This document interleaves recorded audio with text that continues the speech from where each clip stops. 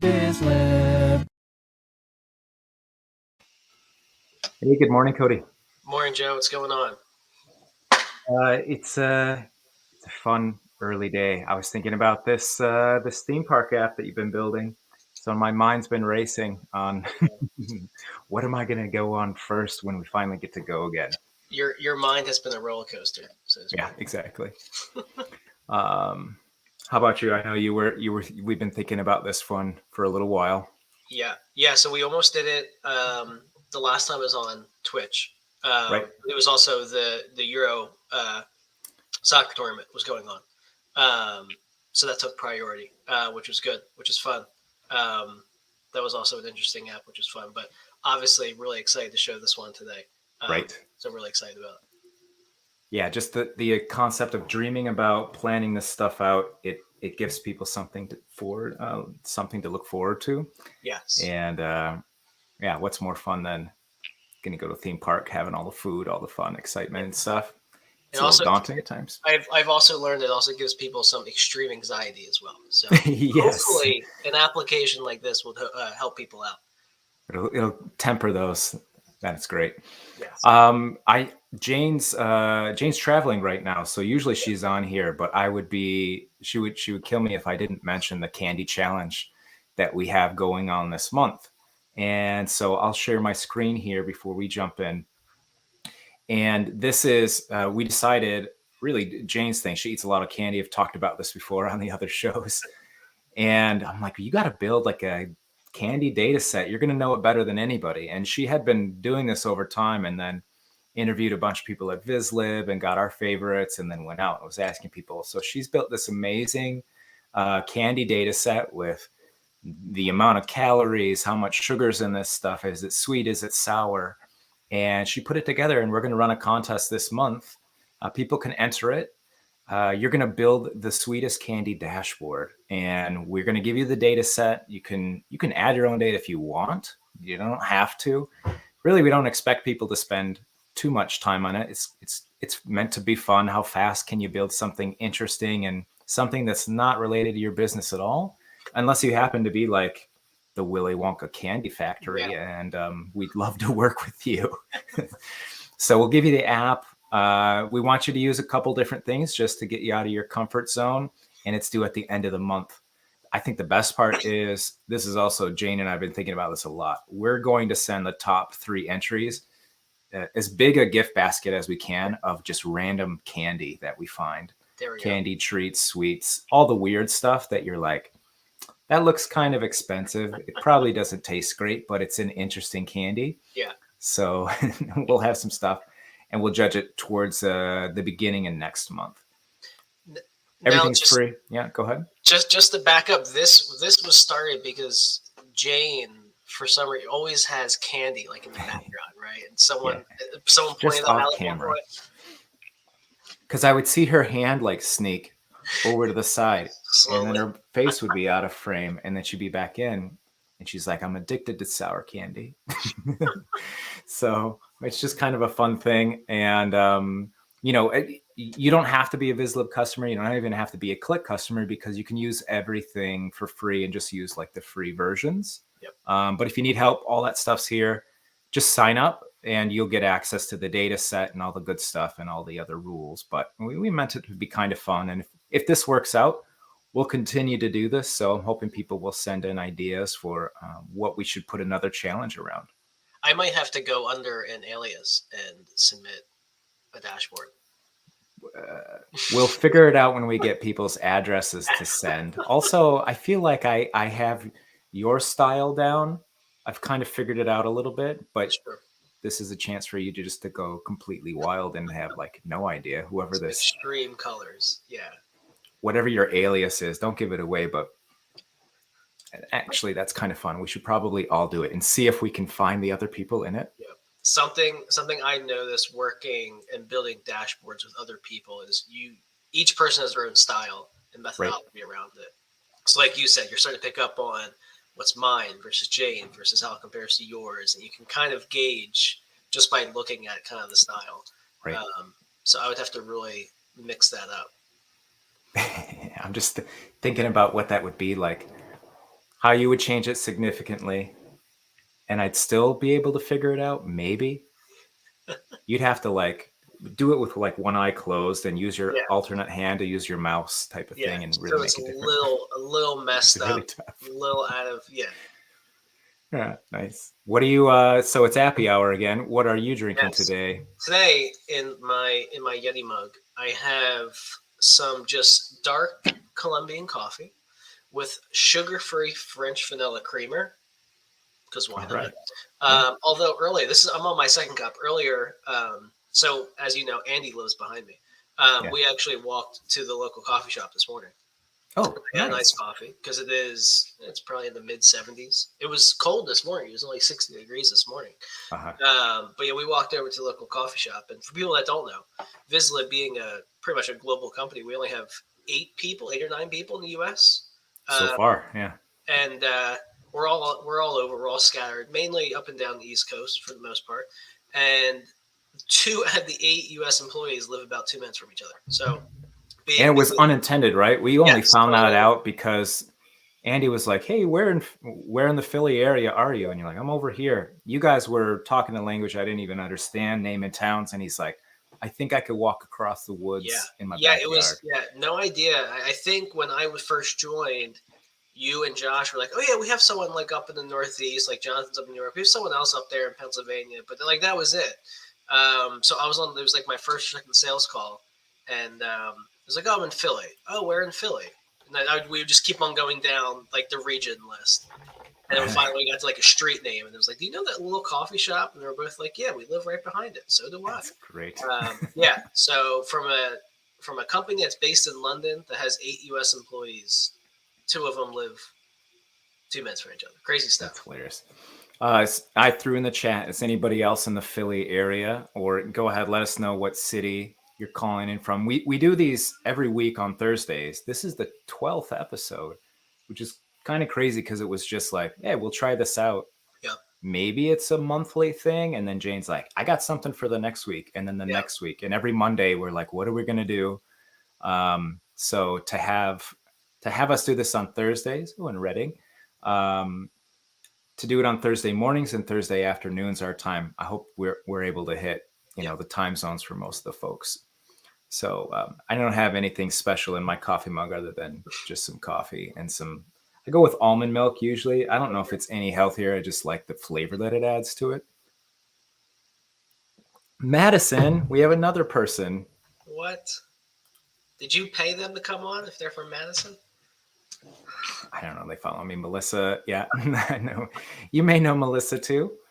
She's one of our customers through Switch.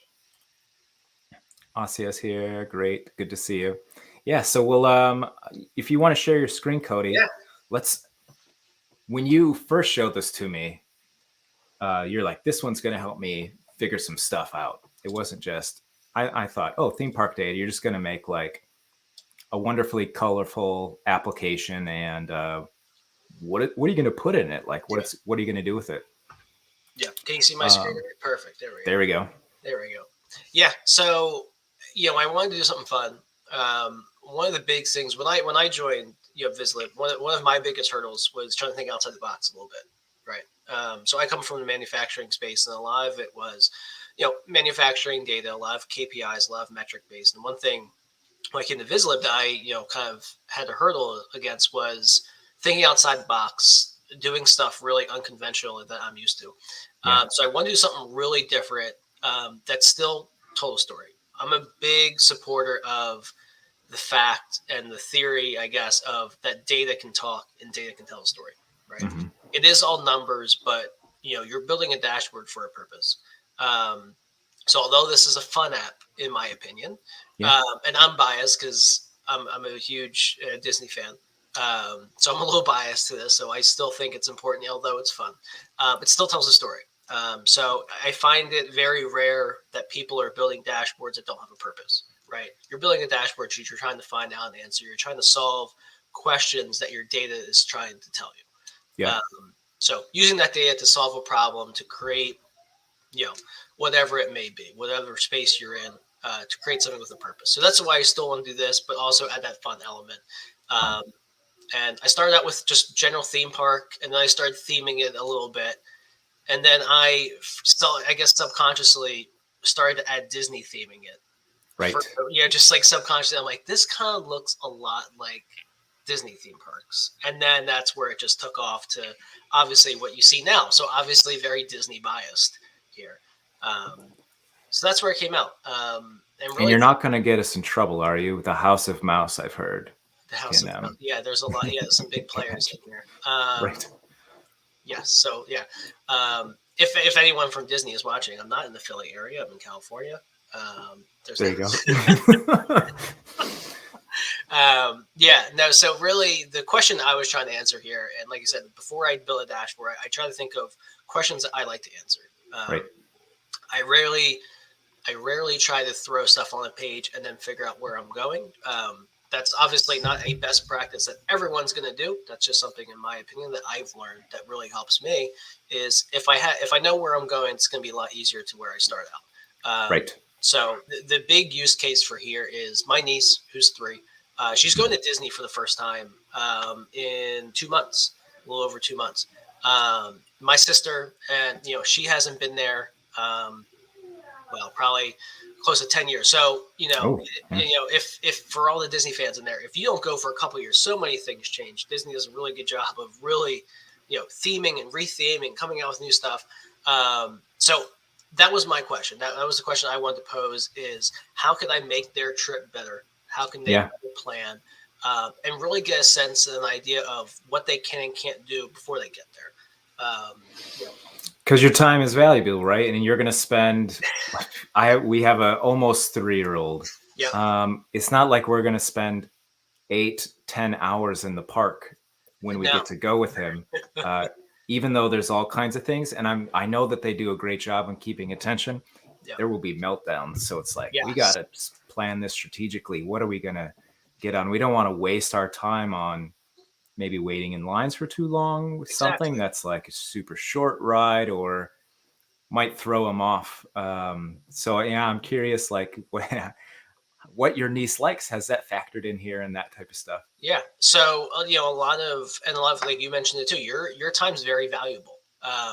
You're trying to spend as much time as you can at the parks without dealing with those meltdowns, so to speak. Right. So if you know ahead of time which rides you just can and can't do, that's stuff that you don't have to do while you're at the park. You don't have to walk around or use the little paper mats or the app on your phone to figure out which one's good, what's not good, height requirements, all that stuff. You can do that before you even get there.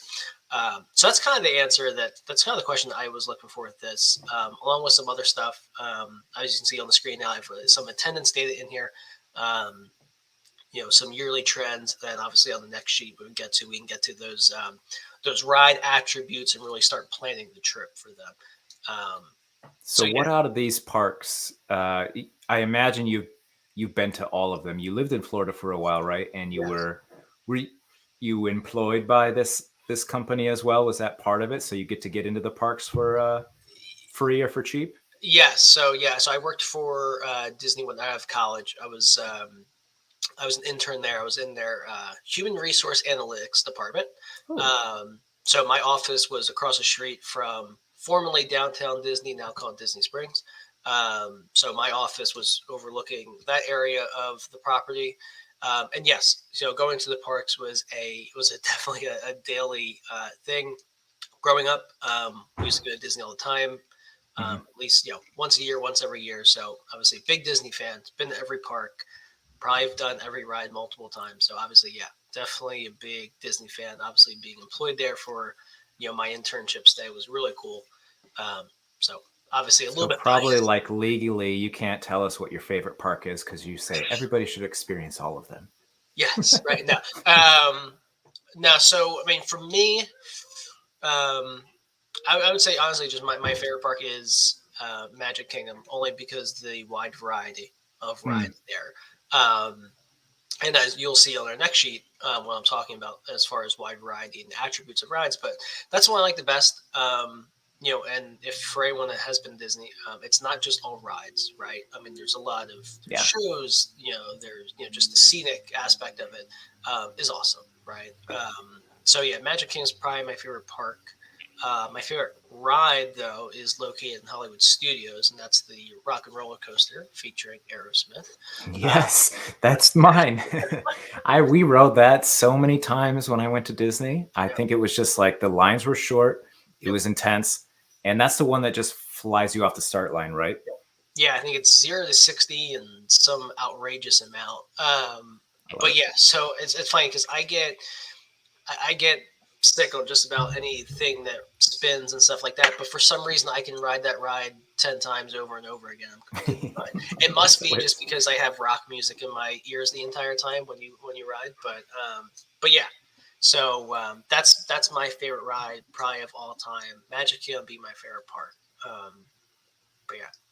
That's hilarious. I really I didn't know that was your favorite ride. I'm not playing to you or anything like that. That was, and as I went back, I was trying to find photos yesterday. Do I have any of me like in my early teens or preteen? And then I'm like, maybe I don't want to show that. So I didn't find any, luckily. Yeah. Yeah, no, that's my favorite ride. We've been actually the first time I rode that was probably in like elementary school, and I was scared to death to go on it because it's a roller coaster. I love Aerosmith, and I was like, I'll try it. And we got to the part where you're seeing the ride take off, and I was like, no way in hell am I doing this. You just hear everybody scream to it. Yeah, you hear it, you jettison see away. it, you're like, no way, So, so I was definitely not going to do it. But then I did it. Now it's my favorite ride. So I went from a ride I was scared of to, obviously my favorite ride. Nice. So I wanted to pull this up real quick. This was a couple years ago, but this is my niece, Ella, myself, and Donald Duck. Donald Duck is my favorite character. But yeah, this is my niece. This is a couple years ago, so she's obviously a lot bigger now. Oh yeah, she seems like she's ready. She's not afraid. She's ready. Yeah, she did get in trouble. She tried to pull Donald's hat off. In there, she did get in trouble though. But yeah, so that was the inspiration behind kind of this application. Awesome. So on this page, before you go anywhere, like, are these different buttons? It says select a park. Yeah. Yeah, How did you build that out real quick? Yeah. Yeah. So these four here is our Vizlib Kpi Designer. And these are pictures and text boxes that were in it. So these 4 blocks you see here are 4 individual KPI designers layered with pictures and text. And within each picture is a Vizlib action to filter on that specific park. Okay. So as you can see here, hold on.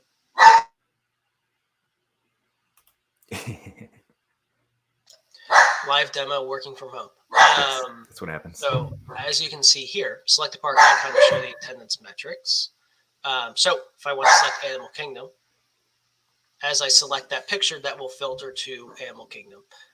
So you can see up here, we're filtered on that. Some visuals down here. It is a yearly trend going back to 2000. So some pretty decent data here. Something I did notice going through this data is around the years, 2002 to like 2004 was a really low attendance, really for every park, for a reason. So, I mean, this is everything. I can filter on here. For some reason, 2002, 2003, and this might be ask the audience question, something I've learned on Twitch and watching the Vizlib Appy Hour, our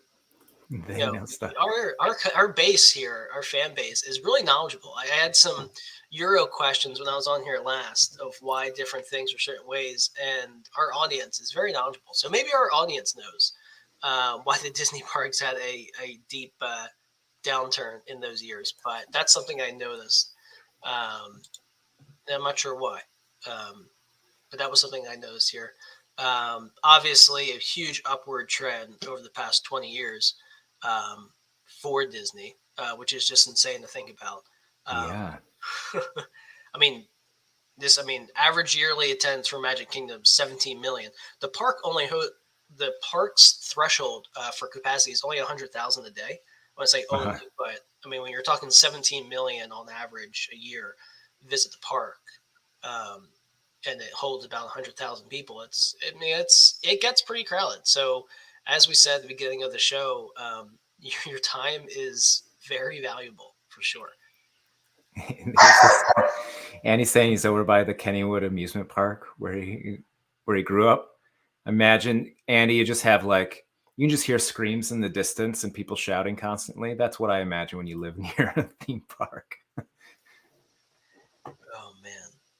Oh, that's interesting. Like they've doubled down on things, of course, and continue to grow. And they've added, like, is Animal Kingdom the newest of the parks? It was when I remember that being the newest thing. Yeah. So Animal Kingdom anymore. Was like early 2000s when it opened. No, 98.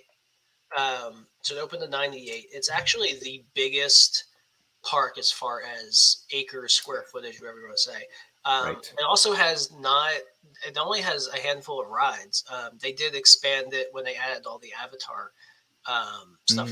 That's where that stuff went. But yeah, so the biggest park as far as acreage, but one of the least visited in terms of time spent there, which I think is obviously due to the amount of rides. Obviously, Magic Kingdom being the big one. Yeah, I can imagine that. Like we're going to Disney, and then you come back, people are like, well, what did you do? Where'd you go? We went to Animal Kingdom and we spent an entire day there. What did you do there? Well, we went on a safari ride. We did these things, and those are, I imagine, quite a bit longer. Yep. We went on one, like, I think, water ride there. Yep. Kind of a floating raft one. Yep. Yeah. Don't know the name of it. This is all like just bringing back memories from many years ago, and I have a terrible memory. So well, we can in the next sheet we can actually look for it because we have some ride attributes that we can do.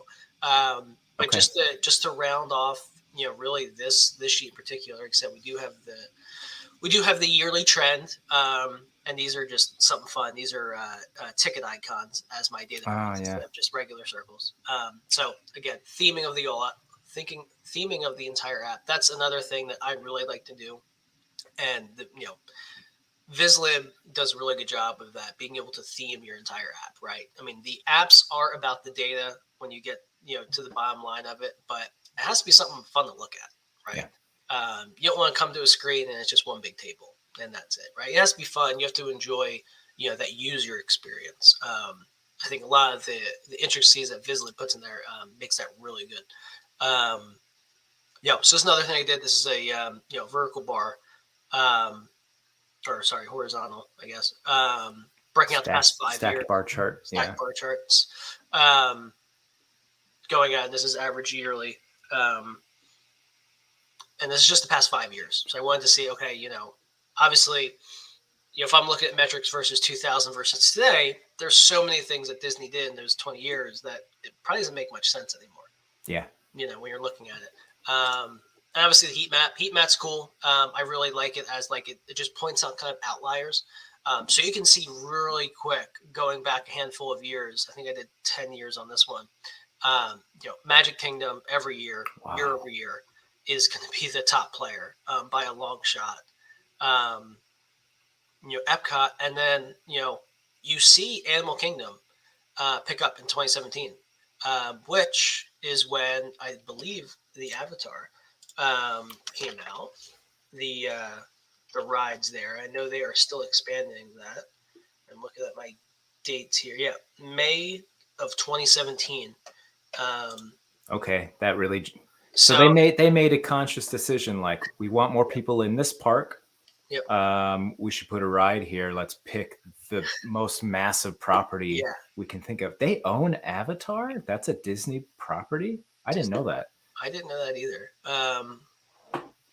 So interesting enough, and you can tell. I mean, from a trend standpoint, it goes up a couple 100,000 each year, and all of a sudden it jumps 2 million. So, I mean, it makes sense. If we just filter on Animal Kingdom again, we can see that huge. That's when they released it. Yeah, and that's so definitely a really cool thing about there. But let's get into the rides a little bit here. This Yeah, is how are you going to plan this with your niece? Yeah, so this is where we're That's what I'm start planning curious. these. So you look on the left hand side here. This is the left and right attribute to see where they rank. So just as a brief overview of the components used here, obviously we have our sheet menu up here with our sidebar with our filters.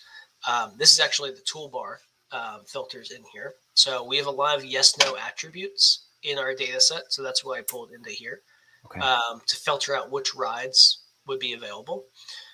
This is our Vizlib tiles. So these are all the ride names with the rankings. Some of the ones that don't have a rank is something that's not actually a ride. It's still an attraction, but not necessarily a ride. Okay. So the Main Street it's ranked by what? Like how popular it is? How many rides? So the overall rank of the ride compared to all rides in the park. So Expedition Everest was ranked 1. Look who's joined. Jane. Hey, Jane. I wonder, is she in the air? Jane, I bet you have. Did they have orange juice on your airplane? If you're on a plane, I don't know how you're traveling. I imagined. Oh, Jane, we miss you. Is this the first Appy Hour that Jane's not on in 12 weeks? Could be, because she even did one completely by herself as the producer and talking and driving the screen. She's probably one of those people that, oh, no snacks. Oh, no. Snacks. Damn. You had to bring your own orange juice. Oh, no. Okay, well, let us know, Jane, if there's anything we should add here. Good to have you. Yeah, so we have the tiles here. So this is the overall rank of the rides compared to all rides. So if you were looking to rank the number 1 ranked ride of all parks, all rides, according to this data set, is Expedition Everest, which is I don't know if I know that one. Okay. So relatively newer, not too new. But then up here in the top left, we have the area. So each park has different areas. So the Expedition Everest ride is in the Asia portion of the park in Animal Kingdom. Oh, okay. Nice. So here we just have a regular Vizlib table, and this calls out all the attributes here. And then we also have the star ranking per ride, right? So we have 5 out of 5 stars, 4 out of 5 stars type of ranking as well, along with an overall number ranking as well. So this is what I was trying to get at and trying to tell that story and solve that issue or solve that problem of trying to plan. So using our selectors, here we have our character hand here.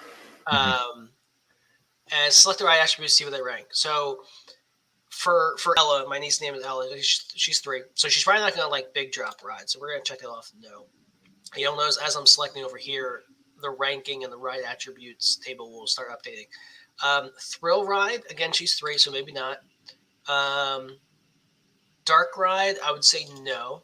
There's going to be a lot of no's here since she's 3. But so if she doesn't want any of these attributes, you can see that, based of all those rides, here are the 2 rides. Star Wars and Barnstormer. And the Barnstormer. Let me check off some of these so we get a little bit better going here. So let's do big drops. We want thrill rides. Maybe that's it. There we go. That's what I was looking for. Space Mountain. Right. So give me the big rides. Maybe my sister and my brother-in-law, right? They want to leave Ella with my parents for the day, and they just want to go out and explore, right? So they want big drops. They want thrill rides, right? Show me where they're at. So here are the 5 rides that have the big drop and thrill attribute attached to them and where they rank.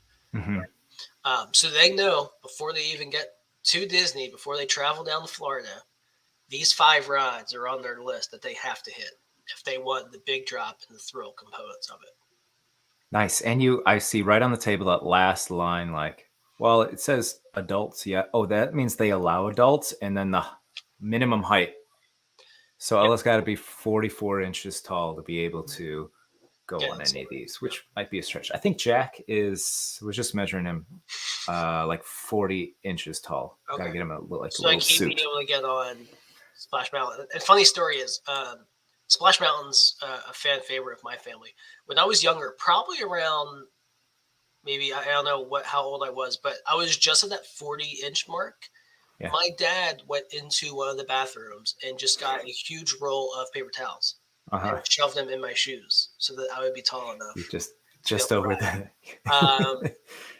Yeah. So yeah, a little backstory there. So yeah, he was. So I'm a big supporter of putting paper towels in shoes to get kids on rides. So yeah. Pro tip.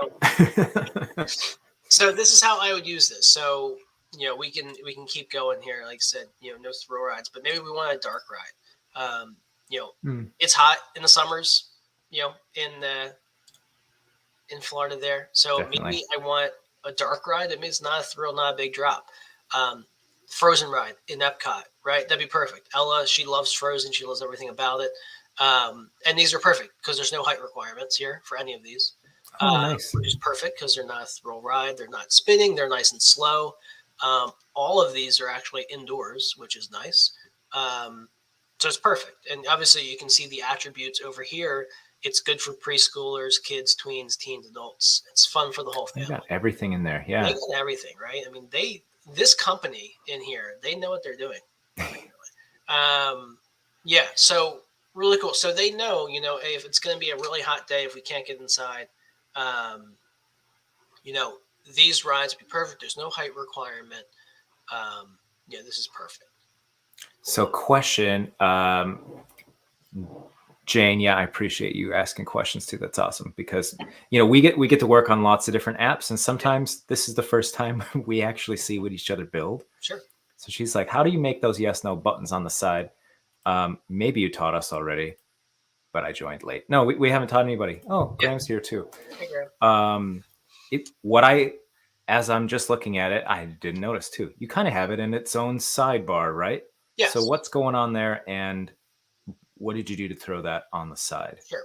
So something I've noticed building dashboards for a while now is, especially in Click, sheet real estate is a real issue, and it's a real thing. Running out of sheet real estate. I've built many dashboards before where you just scroll down, you just keep scrolling, and it's chart after chart. A lot of things that take up a lot of space are filters, right? So with the power of the sheet menu, you can actually add a sidebar here. You can, and I can do this right here on the fly. Yeah. Since we're live here, so this is our side menu. This is where you can add in different things. So these are just two master items here. There's only two things. There's two things. Wow. So I don't know what this third one is. I would have been like, okay, I need this filter, this filter, this filter, and I would have had 6 or 7 different objects, and you just used Kpi for the top and a toolbar. The toolbar, yep. That's one of our newest ones, right? So one of the newer ones, relatively new. So had I not have the toolbar, and I'll go over this in a second, I would have to add 6 individual filters, one after the other, right? Right. And had I not used the sheet menu with the sidebar option, it would have to be on the sheet, which takes away from the rest of the real estate where I'm doing my actual analysis in. So the toolbar itself, let me just get to my master items here.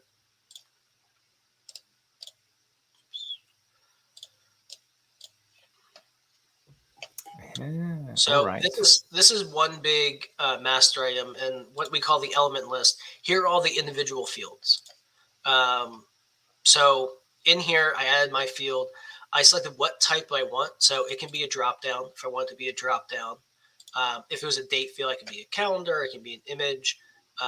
Since I do just have a binary yes field, 1-0 type of field, I left in all these as selections because I wanted the look and feel to be almost like you're filling out, not like a survey, but you're kind of just punching in what I like and then give me the answer. So sometime with the drop down, especially with yes, no fields, it's, kind of tedious to hit the drop down, hit the yes, hit close, so I wanted that radio button to kind of that on off switch. Right. And these are question that came in too is from Melissa. Does it positively affect the speed when you use the toolbar instead of 6 individual filters? Or is it just easier to maintain it this way? You, Jane, and I have a little bit of experience with the toolbar. I can say, when you have fewer objects on the screen, Click just has to paint it one time. Yep. I've seen this. I imagine that if you had tried it with 6, it would have been painting each one individually. Yep. Yeah, because it will. I mean, covered for it will load one after the other. Right. Where in this case it's just one object. Does it all at once. And the second part of the question too is the maintenance on it too. Yeah. If I were to change, like I said, theming is really big for me. So if I wanted to make, the titles here a different color, I would need to go into 6 different objects to change the color.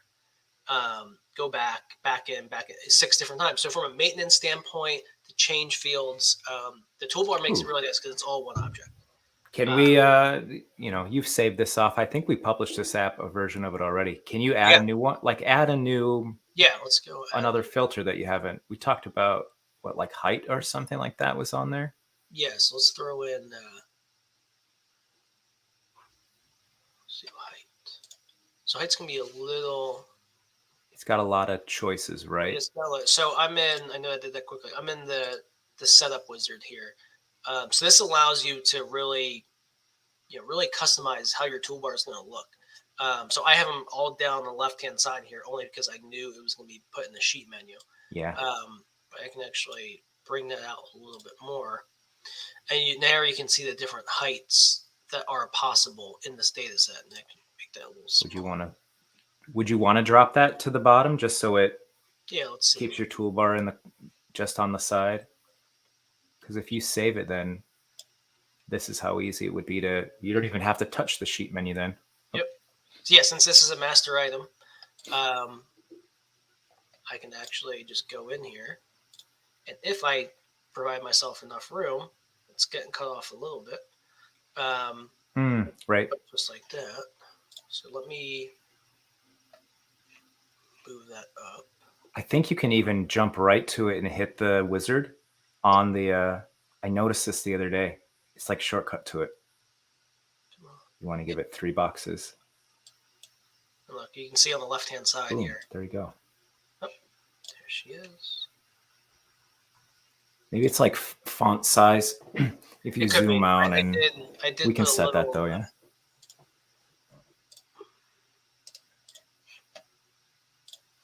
I know I found, especially some toolbar that has a lot of different moving parts in it. I've actually been using the Vizlib search function more and more. If I want to find different things, I don't know where it lives or anything like that. I've been using that a lot for different labels. I know labels a big one. So master items, colors, fonts, everything like that. I've been using that a lot.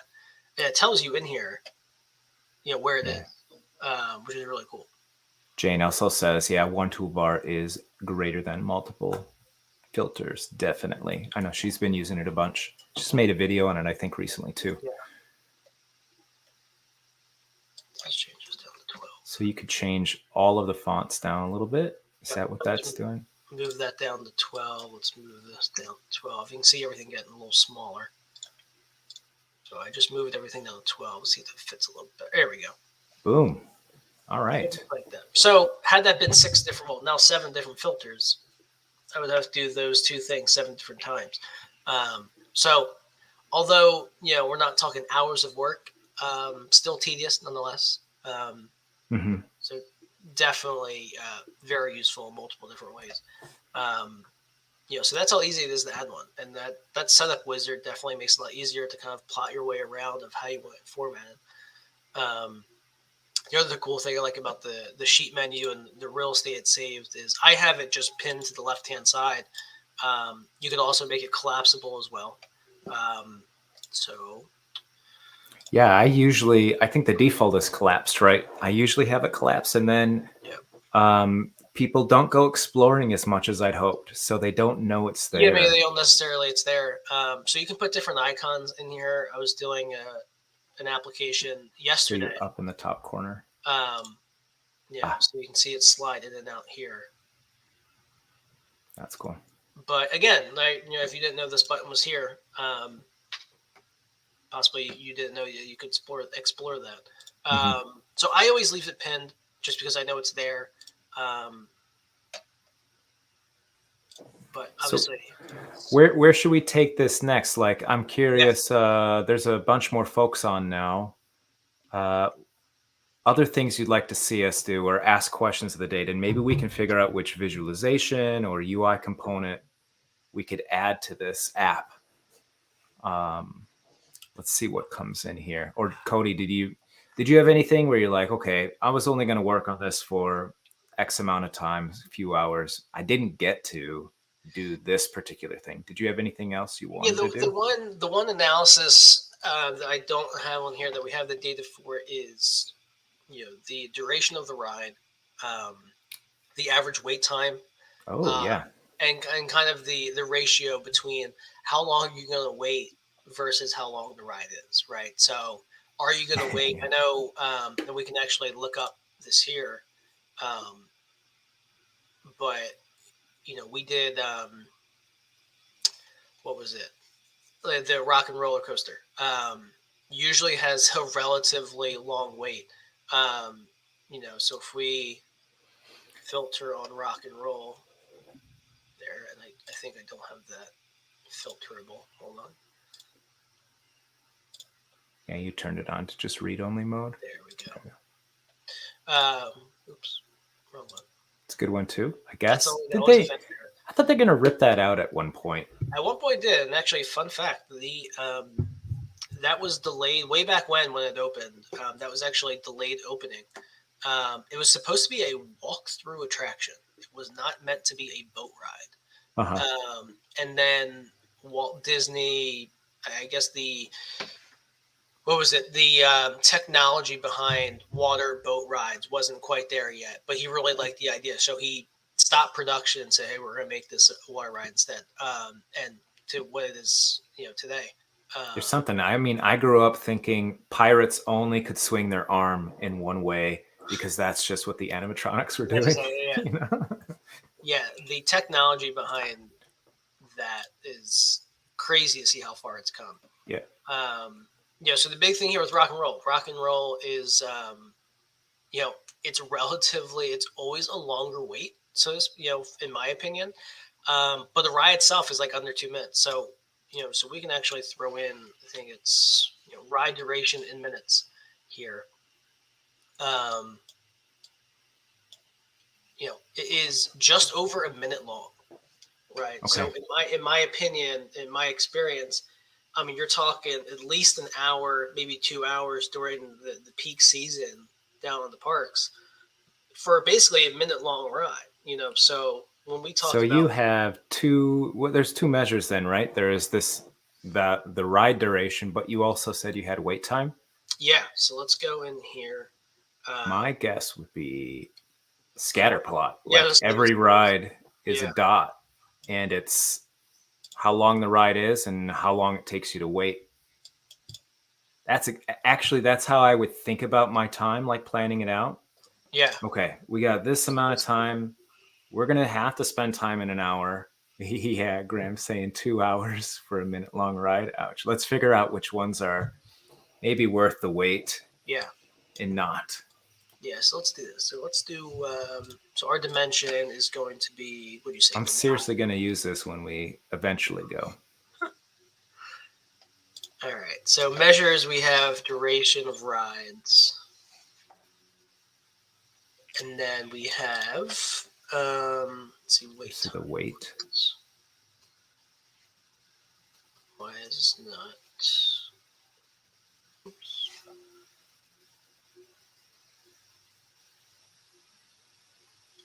I had it in there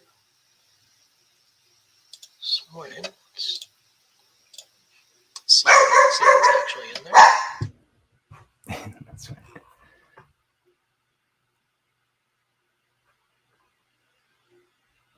So you got weight. Yeah, it starts with average. Did it make it in, I wonder? Yeah, we'll load it just in case.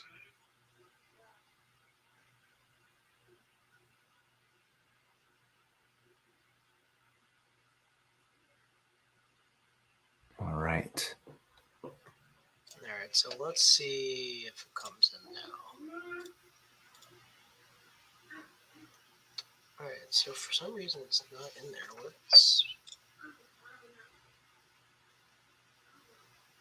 That is interesting. Did your Even though it's in the script, is it in the data model viewer? Like, did it make it over? Because you have the data manager could just have it unchecked and didn't bring it in if you analyze different things. So Yeah, it's listed in that one. It's not listed in there. So go into the data manager in case you had used that.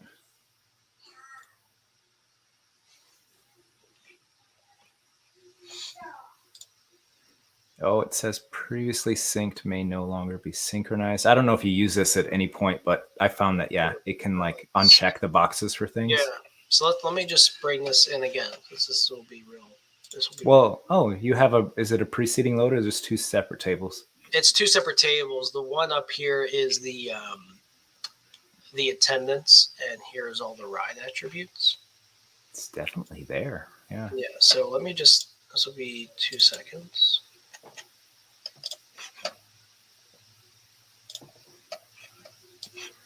I like it getting into the weeds. And here we go. Right. Yeah. So let me just make sure. All right. So it's there. Perfect. Maybe they got different time or different names in the file.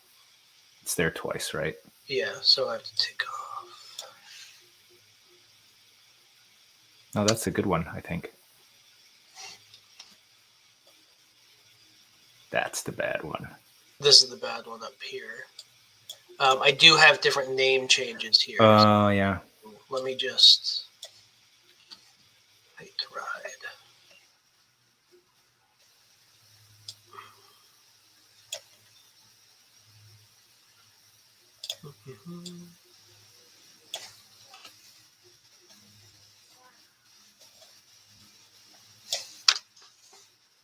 Living dangerously. I know. Almost every time I've messed up in this is because I missed like an apostrophe somewhere.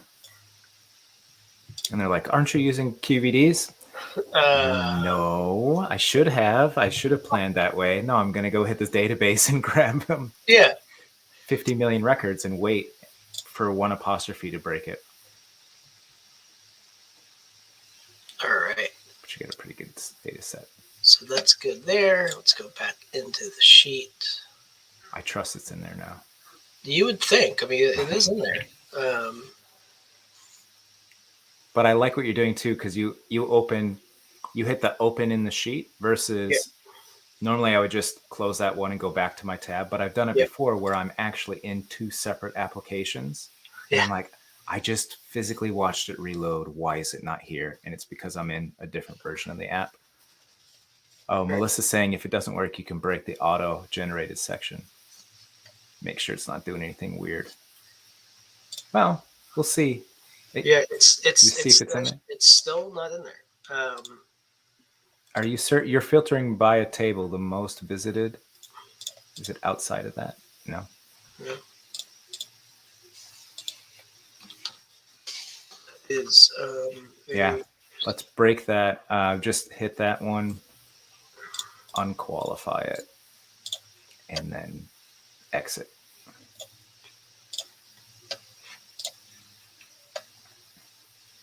Crossing the fingers. I'm crossing my toes. There you go. Yep, there she is. Thank you, Melissa. Awesome. Pro tip. Avoid the data manager occasionally. I do use it quite a bit for cleaning up data. Yeah, I like it too because you can unpivot different things. Joins, I like visually joining things. So what? That is interesting. Well, thank you for the tip. I appreciate it. All right, so we want average wait time. See, if we had just been working on this together, I don't know if we would have figured that out. I appreciate that. Yes. All right, so we got a pretty good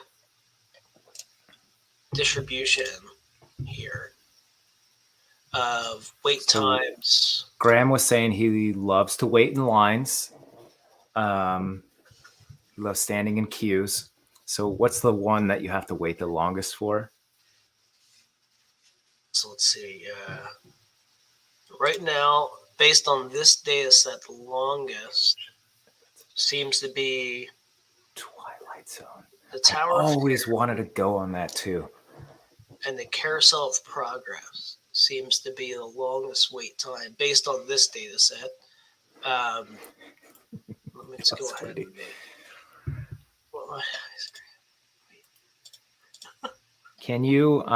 This is always interesting too because sometimes it doesn't make anything. But if you go into the regular mode, and I think you have the latest one, it has a context menu, right? Add a trend line, right click. oh, I have to enable the context menu first. Oh, all right. Then maybe we can find something interesting. Like I'm thinking the trend line tells you we got to figure out which side of the line you want to be on. Yeah. So Duration. I'm gonna make real quick. I'm not sure how it looks on everyone else's screen. But I'm just gonna make my bubbles a tad bit darker. Yeah. And maybe a little bigger. There we go.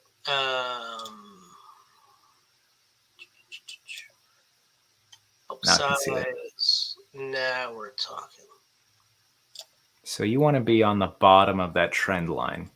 You want a long ride with a shorter wait time. Yep. Everything above, though, might be, I'm guessing, more popular, well-known rides. Yep.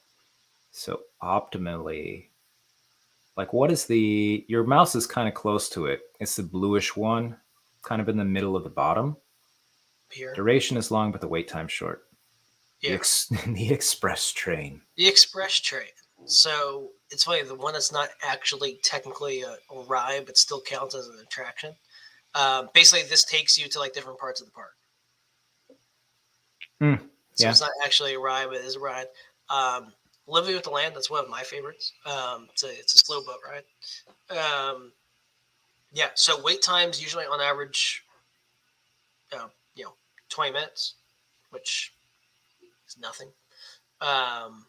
This is, duration, wait time 20 minutes, duration 13 minutes. So it's almost a 1-to-1, pretty close to a 1-to-1 ratio where it's like you're waiting for the amount of time that you're on. So that makes but up here, and that's the other thing too is, how do you value your time? What do you want in a ride? Do you want longer rides? You want shorter rides? Some people want shorter rides because they're done quicker. They can get on more rides. Mm-hmm. If you're choosing rides that are really long in duration, and you're waiting long, that's a big chunk of time that you can't get back, that you can't go enjoy other things in the park. Although those lines have gotten a lot better for waiting in. They used to just be the ropes, and you're like, oh, it's really hot here. Good thing they put this one fan in the corner. And there's a vending machine with super overpriced stuff that's not going to cool you off. $5 water bottles. And now they're like interactive things, and you're learning about the movie or these different things. Actually, it's kind of enjoyable. For people out there like Graham, who love waiting in lines, I feel like they specifically added those interactive lines for people like Graham that just love waiting in lines. They don't care if it's a 2 or 3 hour wait. They're just standing there. They're completely happy. So thank you for people that are also like yes, making those wait times. You've made those lines better. The other thing too here, I would like to add quadrants here, and kind of like you said, we want to kind of be in that bottom left, right? You saw that note come in. Can you color the background of the scatter for optimal wait time or duration? Maybe that's also So I was going to do we'll do a couple of things. So let's do reference lines here. I'm going to just create a quadrant here, and this would be my average for both. So this is kind of a personal standpoint from a duration. I want something in between 10 to 15 minutes. Or maybe 10 minutes. Maybe 10 minutes is my max. So I want something that's going to be at least, maybe under 10 minutes, because I don't want a very long ride because I have a fear of missing out on other things. Yeah, it's got some action in it. Yeah, so... But you're not going to miss some of the more in-depth entertainment rides. It's still pretty lengthy. And then wait time. So, what do you value your time at? Maybe I don't want to wait anything over, what's this trend? The trend line looks about 60, so maybe I don't want to wait more than an hour.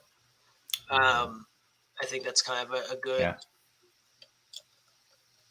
thing there. So, and then one more thing, because I think you have all these rides are attached to a park. yes. Could we, when you get done with this, maybe swap out the dimension so that you can change it to see the park and where these, is it, you put sums, we may want to switch it to average, right? Average, yeah. I just noticed when you were throwing them in there, if we're going to do something like that, need to be averages. Won't change this one, but it will on the park. Yes. Yeah. So you want to be in that bottom quadrant. I wouldn't be in this quadrant 1, 2. I would be in the third quadrant here. So Jane mentioned coloring stuff. So I'm going to add another, and there's a couple ways you can do this. We could use clustering to do different clusters to see which cluster you want to be in. Other thing cool, and I just did a how-to video on the scatter plot with adding reference objects and reference, in this case, reference areas. Yep. So I'm going to go ahead and do that here. I'm going to do the same values that I did for my X and Y axis here. Just a grid system from 0 to whatever. Yep. And then so that's my area that I want. That I want to be in. And let's the go ideal ahead. Quadrant. Nice. Yep. And let's go. This is going to be our green here. So this is going to be our green zone. And everything in the green, I know I'm going to hit. Right. So that's what I want. Sweet. These are the rides I want to be in. We're running short on time, almost to wrap this up, but I am curious now. Robert had asked which park would be the best for average waiting time versus duration. Oops. Ooh, are they all right around the same? Are you able to zoom in? Are they any different? No, it looks like they're all.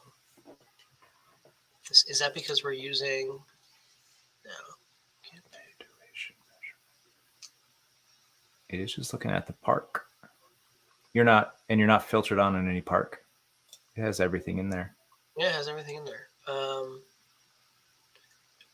Could be something with the data set. Let me pick. Unless they really are just so magical, all of the parks are equally as good. And equally as painful for waiting. There we go. That's what I thought. It was I'm using two different parts and it joins, so that's why.